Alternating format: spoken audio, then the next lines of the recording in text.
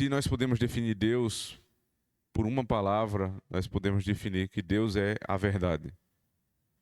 Portanto, a mentira, ela é contrária à natureza do Deus que nós adoramos. Amar a verdade é amar a Deus. Aqueles que, nas suas profissões, buscam não simplesmente a defesa de uma ideologia, de um modo de visão que está apartado da palavra de Deus, mas amam defender estas coisas, essas perspectivas de visão do mundo, ou em particular daquela ciência que está sendo desenvolvida, eles passam a amar uma outra coisa que não a verdade. E nós podemos ver na nossa época que existem pessoas muito mais comprometidas com a ideologia do que com a verdade.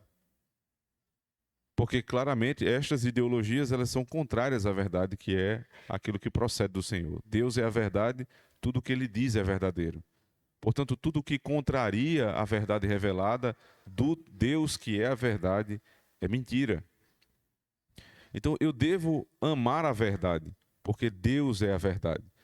E devo me apartar de tudo aquilo que é contrário à verdade divina. Porque eu não sou mais sábio do que Deus. Eu não sou mais verdadeiro do que Deus. Eu preciso encontrar nele o princípio da verdade. Tendo isso como base, irmãos, nós vamos poder moldar as nossas relações humanas. Primeiro, eu amo a verdade porque Deus é verdade. Eu não amo uma verdade, como se existissem várias verdades a respeito da mesma coisa. Só existe uma verdade para cada ponto da vida. E esta verdade está revelada na palavra de Deus. A palavra de Deus ela não é exaustiva ao ponto de me dizer cada detalhe a respeito de todas as coisas, mas ali, nesta palavra, contém o princípio verdadeiro para todas as áreas da nossa vida. Não há uma área sequer que nós não tenhamos princípios da Escritura que nos governem. Por isso, a Escritura, de um certo modo, fala a verdade sobre todas as coisas. Sendo assim, eu posso aprender como relacionar a verdade com a minha vida e com a vida do meu semelhante. Portanto, o 9º mandamento, ele me ensina a amar a verdade de uma forma tal que ela seja viva. Não é amar a verdade dizendo, eu amo a Bíblia, mas eu desprezo o meu próximo. Eu amo a Escritura, ando com a Bíblia embaixo do meu braço, mas eu não respeito a reputação do meu próximo. Eu estou sempre pronto a falar mal do outro. Eu estou sempre com a minha língua coçando para falar algo a respeito da vida do outro. Então, dessa maneira, eu desfaço a primeira das verdades que eu disse abraçar. Se eu amo a Deus, eu amo a verdade. Se eu amo a verdade, eu quero o bem meu e do meu próximo. Isso também não quer dizer, de outra forma, que amando a verdade, desejando a boa reputação, guardar a boa reputação do meu próximo e a minha própria, eu não posso, de alguma forma, acusá-lo do erro. Porque se o erro é verdadeiro, isto é função da verdade, apontar o erro. Dessa maneira, se equivoca aquele que acha que os crentes não podem denunciar, não podem testemunhar, não podem apontar o erro do outro. Eles podem sim. Existe um modo para isso. Existe uma forma bíblica para isso. Você vai procurar primeiro a pessoa, segundo Mateus capítulo 18, a pessoa ofendida. Você vai tratar com ela. Se ela te ouvir, você a ganhou. Se ela não te ouvir, você vai levar 2 ou 3 testemunhas. Se ele não ouvir nem as testemunhas, você vai levar o caso para a igreja. Isso é um modelo bíblico. Em casos eclesiásticos. Em casos civis, você vai tratar isso também com o magistrado civil, que é ministro de Deus.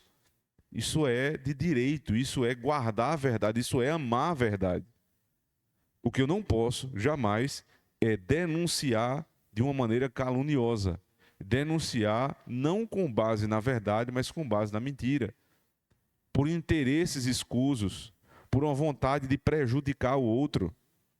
Os bons juízes, eles percebem isso quando a denúncia é feita. No Código de Disciplina da Igreja Presbiteriana do Brasil, antes de aceitar a denúncia, os juízes, que são os presbíteros da igreja, eles são instados pela própria Constituição da nossa igreja a perceber se há malícia na denúncia. se há um desejo verdadeiro pelo bem da igreja, do nome de Cristo e da pessoa denunciada, por aquela que a denuncia. Porque em muitos casos a denúncia vai ser rejeitada pela malícia, pela maldade como ela foi entregue.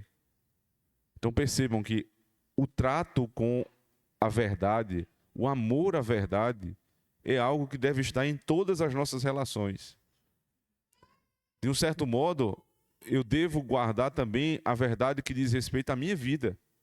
Quando alguém fala de mim e trata da minha reputação, se necessário for, porque às vezes não é necessário, eu devo sim me defender.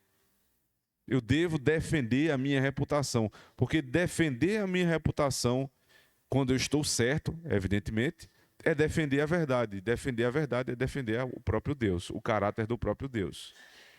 E devo fazer isso com o meu semelhante. Quando eu percebo que alguém está sendo injustamente denunciado, caluniado, ou lisonjeado, que é o contrário, né? Quando alguém está sendo alvo de lisonja, daquele tipo de elogio exagerado, pelo bem da verdade, eu tenho que combater estas coisas. Todos nós somos chamados a ser fiscais da verdade. Porque nós não somos os donos da verdade, mas nós somos portadores dela. Deus nos confiou a verdade. Nós somos fiéis depositários da verdade. Sobre Ele, sobre a nossa vida, sobre a igreja e sobre a vida do outro.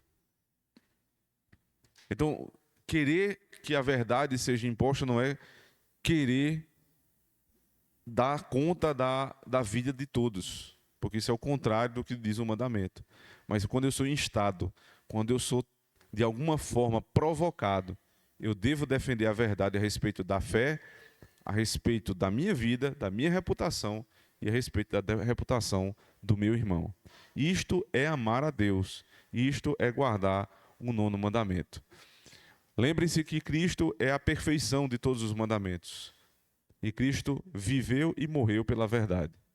Mesmo quando foi acusado falsamente. Mesmo quando foi levado à cruz de uma maneira injusta. O Senhor nunca negou a verdade. Vale a pena viver, irmãos. E vale a pena morrer. Se estamos vivendo e morrendo pela verdade. Do contrário, não vale a pena. Que Deus nos abençoe. Amém.